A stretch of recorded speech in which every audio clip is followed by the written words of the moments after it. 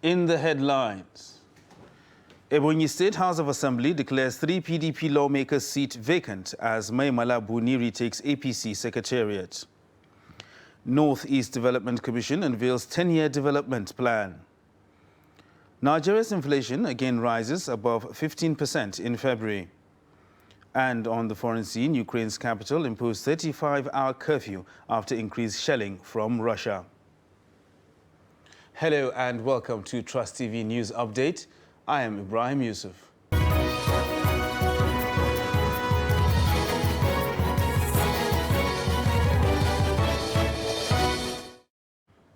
Now the news in full.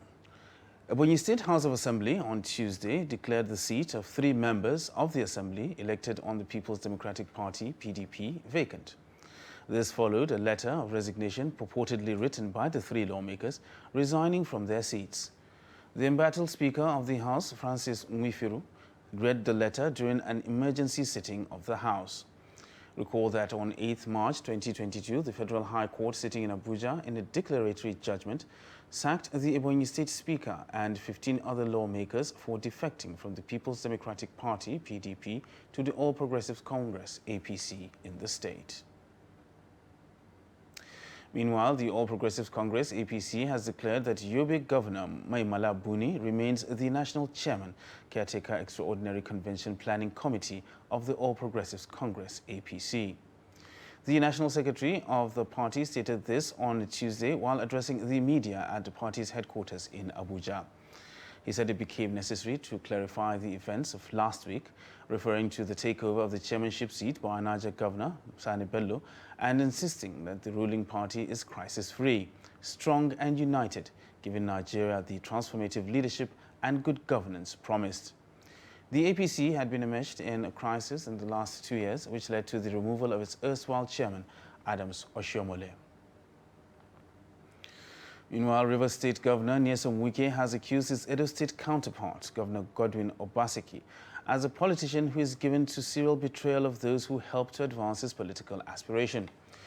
Governor Wike made the accusation at the inauguration of the community secondary school, Mwanwa, in Ikwere local government area of the state.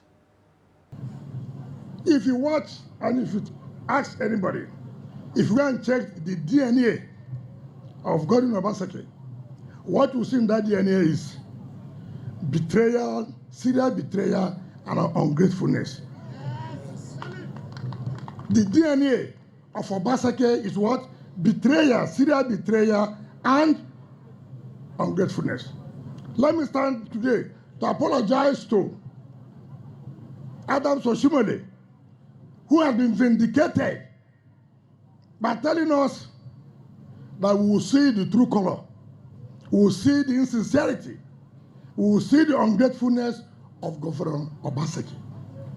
So let me apologize to Adams Oshiomhole and to say you have been vindicated. You're right. We were wrong. I've never seen people who are so ungrateful in life. I've never seen people who can betray everything in life, never speak the truth. I will never betray anyone. And still talking politics, Senator Kabiru Marafa-led faction of the All Progressive Congress, APC, in Zamfara State on Monday boycotts court sitting on suit challenging the legality of congresses and exclusion of their members by APC, citing insecurity as the reason for their non-appearance. The faction, through their lawyers, claimed to have written to the Zamfara State Chief Judge, Justice Kula Aliyu, requesting security guarantee in the court premises. Political thugs attacked the legal team of the faction during the last court sitting in Gusau. The report. Counsel to Senator Kabiru Marafa said that their actions is due to their experience on the 17th of February when they were attacked by suspected political thugs at the court premises, and 2 days after that incident, they had submitted a letter to the state's chief judge to ensure security in and around the state high court premises, but nothing has so far been done by the authorities concerned. The presiding judge, Justice Bello Kucheri, adjourned the matter till May 18th. This followed acceptance of request by John Shaka, lead counsel to the plaintiff. The counsel in the letter said he declined to proceed with the case until adequate security measures have been put in place within the court premises to safeguard the lives and those of the parties on the matter. Some members that are supporting followers of distinguished Senator Kabiru Marafa and myself and Barrister J.C. Shaka, who were chased out of court with a good loss. So we felt our life is in danger. It will be safer to make sure that we are safe, and that is until when we are alive, we have life that we can be able to continue with it. That's the more reason why we responded from court. We are also looking to court, excusing ourselves that we are not going to do it, not because of we are not guaranteed, our life was not guaranteed. Since we wrote a letter to the city, we expected that the proxy should be able to reply us and tell us that what steps have been taken for the integrity. Counsel to the All Progressives Congress, APC, Amanzi said the court received a letter from the plaintiffs' counsels that they were attacked on the last court adjourned date by thugs, and they have written to the chief judge and complained that their lives were in danger, asking the chief judge to beef up security within the court premises. Today, what happened this morning, we came to court and we were served with a letter from the plaintiffs' counsel. When I mean plaintiffs' counsel, I mean counsel or the lawyer representing Senator Kabiru Marafa, the lawyer representing Hurera Ibrahim, and also the lawyer representing Bello Suleiman and others. Those are the three cases filed before this court against the All Progressive Congress, APC. We received a letter from them this morning that the last adjourned date being the 17th of February 2022. While in the premises of this court after the proceedings of that day, they were attacked by thugs. On account of the attacks, they felt their lives is in danger. They've written to the Chief Judge of Zamfara State, asking that security within the premises of the court be beefed up. They are yet to hear from the office of the Chief Judge. Marafa, a chieftain of the APC, in the suit number ZMS GS 71 2021, sought further nullification of the just concluded APC congresses in the state. Shaka, counsel to Marafa, on February 17th, prayed the court to declare that the ward, local government, and the state congresses were illegal and should be nullified, ordered the party to conduct fresh congresses that would allow full participation of all party members. He had accused the defendants, the APC and the Yobe State Governor Mai Mala Buni, who is the caretaker national chairman and extraordinary convention planning committee, of disregarding the party's rules and constitution. And the Federal High Court, sitting in Abuja on Tuesday, threatened to strike out the 500 million naira fundamental rights enforcement suit by the suspended Deputy Commissioner of Police, DCP Abba Kyari, filed against the federal government. Kyari, who is currently in custody of the National Drug Law Enforcement Agency, NDLEA, is facing trial over his alleged involvement in drug trafficking. He had, before his arraignment on March 7th, instituted as a legal action to challenge his arrest and detention by the NDLEA. The applicant is, among other things, praying the court to order the federal government to pay him 500 million naira and also tender a written apology to him in 2 national dailies for the unlawful violation of his fundamental human rights. Meanwhile, at the resumed proceedings in the matter on Tuesday, the NDLEA, through its Director, Prosecution and Legal Services, Joseph Sunday, informed the court of being served a further affidavit by Kyari's lawyer, Cynthia Ikenna, through which is out of time. And the involvement of Nigeria Security and Civil Defense Corps Commandant General Special Intelligence Squad in the fight against vandalism, illegal bunkering and crude oil theft in the Niger Delta region is yielding positive results. 19 suspects involved in transportation of illegally refined products have been arrested in Delta State and products confiscated.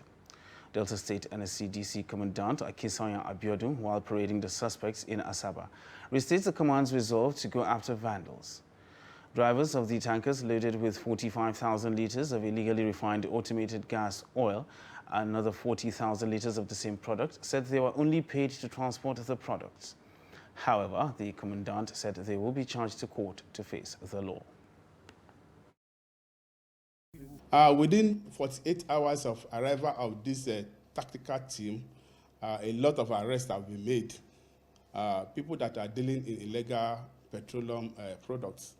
We have 8 trucks arrested and 19 suspects. They were arrested along Ugeli Ogwachuku Road on their way to outside the states. And this, we have been giving warning to them. We have also destroyed some camps. We didn't leave that one alone. Our own anti-vandal squad equally arrested a trailer truck along Patani Road. On our way expressway from Bayelsa to Wari, before we reach Ogele, there where they arrest us with this truck on carrying AGO. You just told me to go and transport it from Agwachuku to Asabaye. That's all. This arrest mate were handed over to us. Investigation continues. By Monday, unfailingly, some of them will be taken to court, and we are sure that they will start cooling their heels in the prisons. By the time we make 2 or 3 scapegoats, others will look for a tangible means of livelihood.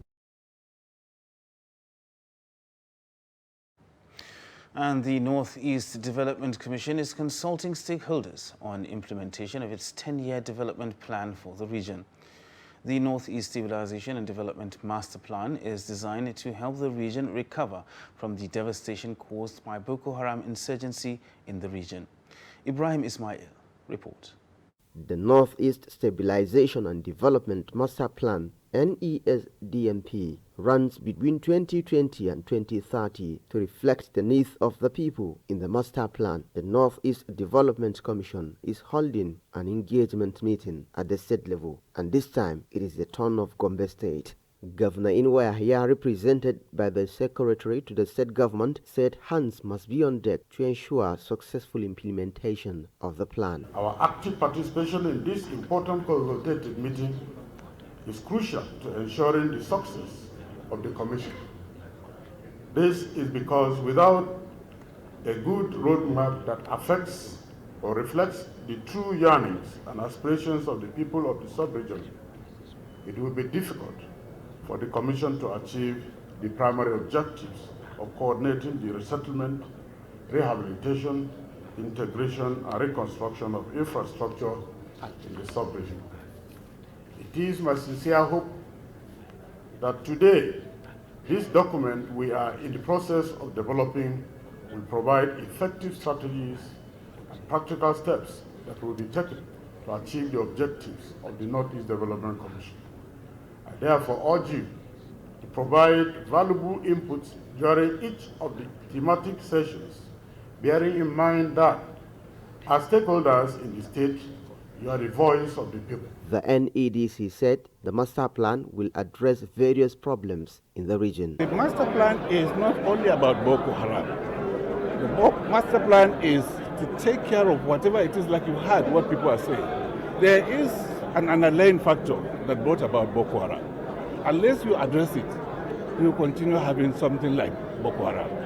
So this master plan is to help at least develop, provide empowerment for the youth, especially because most of the problems we're having is with the youth. When you empower the youth, when you create economic development, then likelihood is you have peace and you have progress, and therefore you don't expect another Boko Haram to arise.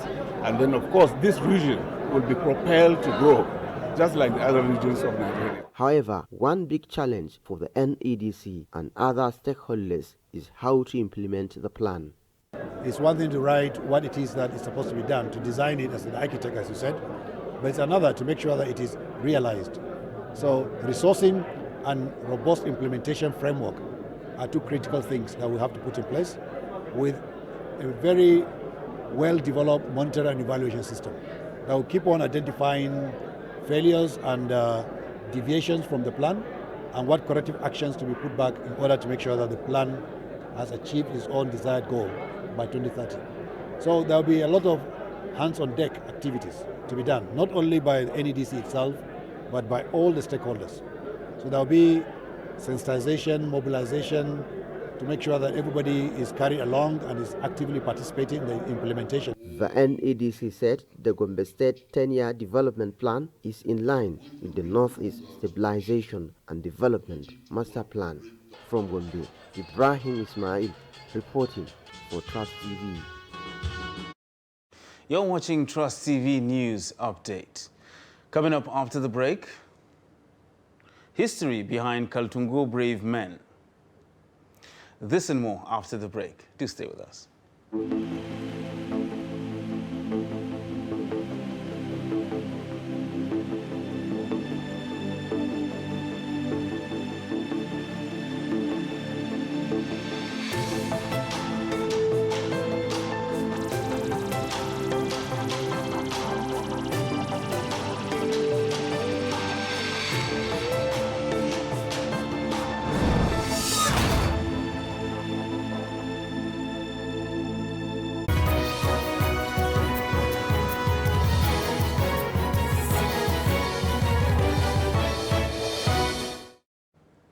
Welcome back.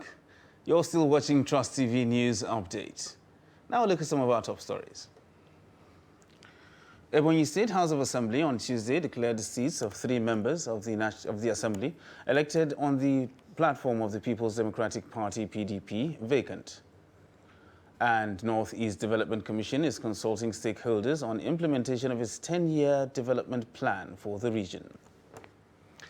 And moving on to other stories now, Nigeria has recorded 12 new cases of COVID-19 across 4 states of the country. The Nigeria Center for Disease Control, in its update for Monday, March 14th, said the data showed 1 person discharged after recovering from the COVID infection. According to the NCDC record, no person died of the COVID complications, keeping the fatality figure at 3,142. So far, a total of 255,001 infections have been confirmed in the country, with 249,773 recoveries. Professor of Public Health Akin Osogu and Chairman Experts Review Committee of the National Primary Healthcare Development Agency say available resources have been committed to stem the tide of possible reinvention of the wild polio virus to improve combat of the circulating variant of the virus. He said this at a reconvened Expert Review Committee meeting convened by the agency to prevent and control possible infiltration of the wild polio virus. Essentially, the Expert Review Committee meeting has been reconvened proactively to ensure that we are able to be in a position to stem the possible importation of the wild polio virus and also to improve immunization to combat the circulating variant of the polio virus in the country. Well, the main challenge, of course, as I mentioned earlier on, is because now the world is a small village in terms of any outbreak anywhere, any country at risk means all of us are at risk. So that's a challenge in itself. Of course, the other challenges will be the challenges of financing the response. You know, financing the response, including the surveillance that is required. It will also include, of course, the laboratory services that are needed to back up, including sequencing, periodic. So it requires some investments. So that in itself might be some challenge. But what is most important is the commitment of the government. And that commitment is what has manifested in the rapid reactivation of this committee even before any case has been reported in Nigeria. So that to me is, looks like we will be on top of it. And the Kaltungo Traditional Council in Gombe State wants a historical heritage site where brave men of the kingdom hunt for decades preserved to attract tourists to the state. Paramount traditional ruler Mai Kaltungo, Saleh Muhammad, transcends to Puntun Mountain, located in the outskirts of Kaltungo town, on a special visit to the monument. Ibrahim Ismail follows the entourage and files in this report. Puntun Mountain is naturally blessed with clean water, vegetation and a stream where people swim for luxury.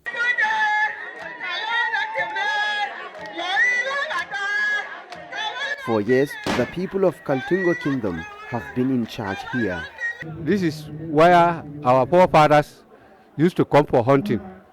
Sometimes they even spend 2 weeks, 3 weeks, some even 1 month. There is a cave, so big caves that you can enter. if nobody see you, somebody will be passing. You will see the person, but he won't see you because you are in the cave.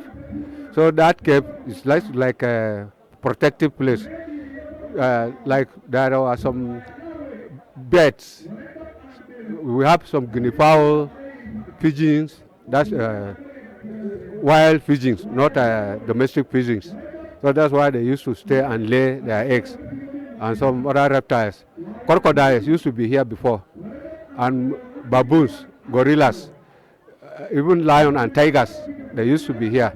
But due to hunting, the hunters are now more in numbers than the animals. So they are no more here. They are scared away.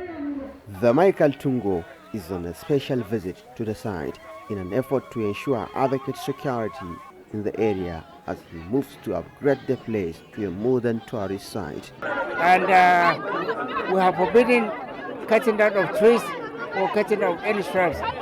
We want the forest to retain its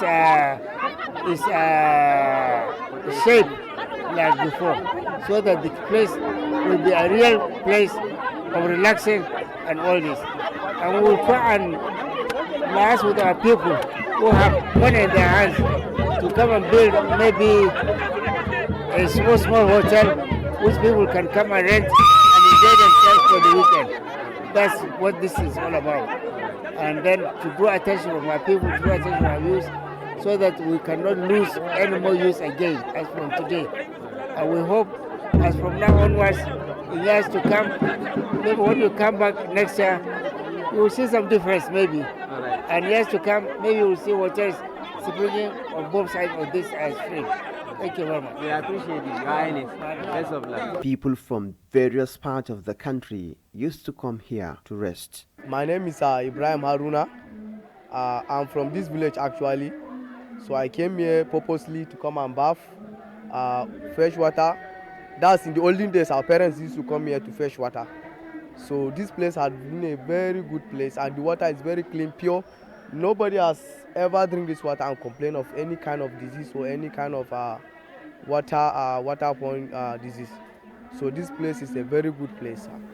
The Kaltungo Traditional Council is now seeking for investors to transform Pantun Mountain to a tourist park for revenue generation. From Gombe, Ibrahim Ismail reporting for Trust TV.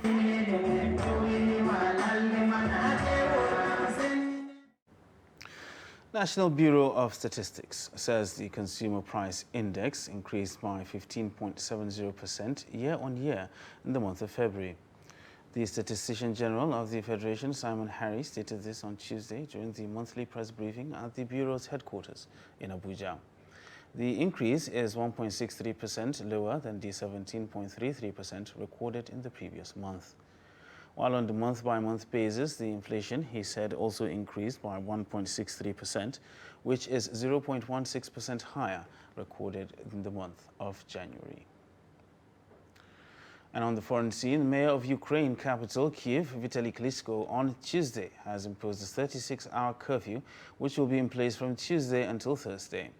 Klitschko said residents will only be allowed to go outside to head to bomb shelters, adding that the capital is the heart of Ukraine and it will be defended.